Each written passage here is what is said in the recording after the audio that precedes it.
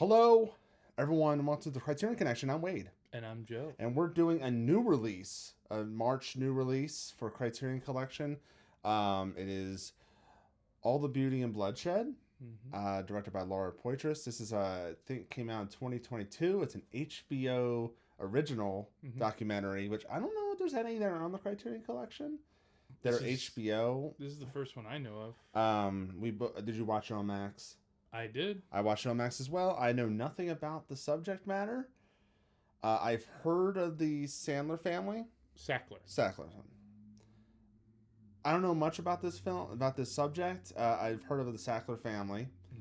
Mm-hmm. I've not heard of Nan Golden. Who this is about? Nan Golden, the photographer artist. I was about to say extraordinaire. It's kind of like it's her life, but also modern day. They're fighting the Sackler family because of the OxyContin, basically the opioid epidemic. Yeah. That's still kind of going on to this day. Yeah, the Sackler family is the family that is known for philanthropy and Art collecting. especially the patriarch Arthur. Arthur. He did a lot of art collecting, and he donates to a lot of museums, and has a massive collection that you get when you start a pharmaceutical company that ultimately makes like Valium and OxyContin and all that stuff. And they get a percentage of it and stuff. Yeah, and this film it's the kind of life story of Nan Golden a little bit. Oh yeah. And it's also kind of touching using these new kind of protests and statements that Nan and the group Pain are making against kind of the Sackler family and their role in the opioid crisis. When you were mentioning Nan Golden and her group Pain, it's like it's like a villain group or whatever, like in a superhero movie. Pain, yeah, no, like Shield, but like very very not a villain group at all. No, they're being confrontational, sure, but they're people that have had first-hand experience or second-hand experience dealing with addiction and the opioid crisis and what has happened to people and themselves, and have decided to come together and really like pull the wool back and really show that they think that the Sackler family should be held accountable for a lot of these, and there's this and also the Sackler family, that those don't know, their names are all over like the Guggenheim, the Met, stuff like that. the Metropolitan Museum of New York, like that one has a whole Sackler wing. So Sackler, it's more of like this artist is trying to give other artists and other basically people that are victims, Mm-hmm. or secondhand victims from like their cousin died of overdose and stuff like Yeah. that. So they're kind of fighting the system a little bit, kind of like the Sackler, but also like the art world is like very like has the Sackler kind of has their, I don't want to say their claws in it, but kind of claws. You're not wrong. Yeah. So the Sackler family, well-known art collectors and quote philanthropists, they have their hands in a lot of museums and galleries, and their name carries a lot of weight. And part of the thing in this documentary is Nan Golden is an artist in the art world, and is a very revered artist in the art world, is pretty much putting her reputation, livelihood, and everything on the line, because the Sacklers could, in effect, like really control how well known you are, because the art world's very that way. She was also personally affected by. Yeah, she dealt with addiction, and starting, like, they talk about it in the documentary about how it starts with prescription, because of surgery, and it just escalated. Your body gets used to it, and you just keep doing more and more and more, and it really like became a very big struggle for her. And And we go back and look at her life and the things that led to where she ended up. Yeah, there's a lot of like they talk about Cookie Mueller. They show a female trouble cameo, which I don't think we've done yet on Criterion Collection Connection.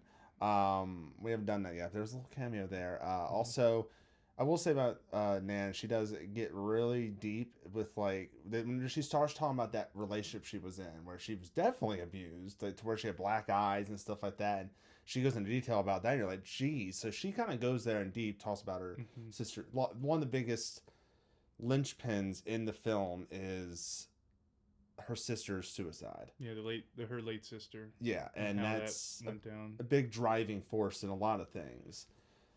I think, like how she talks about her sister and how important her sister was in her life is huge.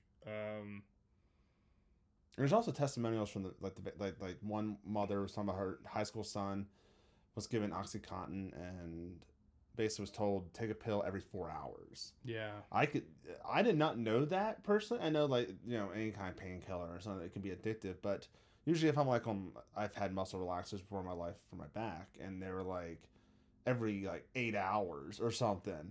I didn't know it was like every 4 hours. I could see how that's super addictive real quick. yeah, and it's because I've taken painkillers before for surgery, and it's something that's very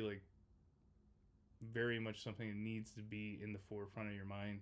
Yeah, that you have to like be very disciplined and very much like wean your way off. Otherwise, you could get caught up in that sure. There was a scene that I thought was very gripping, and it was they're on like kind of like a case call or something like that, and a woman, I guess with her husband as well, is playing like the 911 call of like their child is dead or dying, and they're intense. playing it, and they're just right in front of the person, and they're like just kind of like taken aback, like they're speechless because they're like, what can you say, you butthead, what can you say? Yeah, and they're doing like there's these moments where you see them in various galleries and doing like these protests, and like they call them die-ins, where they all kind of drop to the floor and like lay there as if they had overdosed. There's a lot of really effective and powerful imagery. The only thing I think about the film that kind of like it's not a perfect documentary for me is like I do think they focus a little bit more on Nan's life than the cause, I guess. Yeah. To where like I feel like you were friends with some artists. Okay, some things were like important, like she was like really pushing like AIDS. Yeah. Talk about AIDS in like what are they called? Oh God, an art show, I guess, a curated show or something like that. Gallery. That's the word I'm looking for. She was pushing for that. So to me, that's important. So I'm on a little bit of a flip side, because to me, like, I think the documentary is about Nan. Yeah. And these are all different parts of Nan, her history, now with the protests of the Sackler family, but also like carrying through like her art and career and her life, and like the sexual awakening, and all of those moments, and growing up with these other artists and like living in that scene. And these are all very significant moments, and I think it all works in that profile. But I could see what you're talking about. Like if you wanted to focus on the Sackler family stuff, sure, like there's all this other things, but I think it all provides context for it. Yeah. Yeah, but before we move on to the final part, I guess, of this video of there is updates at the end where like basically Sackler, spoiler, Sackler's name has been removed from like the Met and the Guggenheim and other various places. I think 7 in the New York metropolitan area, I believe. Their names are all over museums all across the world. And they're starting to get taken off. So that's a win. Of course, there's still an uphill battle, as if any big billionaire capitalist society, I guess, there's always going to be an uphill battle because there's always never a clear victory. Mm-hmm. But yeah, would you recommend this documentary to the general audience? I would say as a documentary and not as a film because films and documentaries. I mean, technically they're films, but like they have different flows, and there's also the idea of the subject matter and how it's told, stuff like that.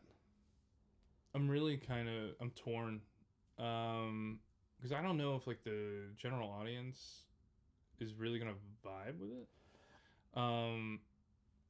I think it's interesting, and you kind of see little glimpses of like how the art world operates.